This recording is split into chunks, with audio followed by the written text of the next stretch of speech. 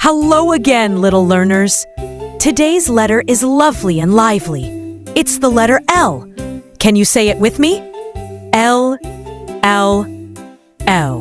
This is uppercase L. It's the start of lots of lovely words. And this is lowercase l.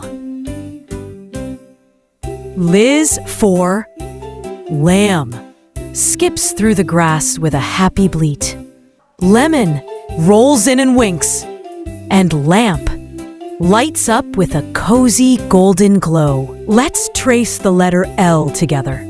Down and across at the bottom. Nice and easy. That's uppercase L. L is for lamb, so fluffy and sweet. Lemon so tangy, a zesty treat. Lamp shining bright for all to see. L is the letter for you and me. Liz is lovely, light, and full of laughter. Wave goodbye to lamb, lemon, and lamp. See you next time for more alphabet fun.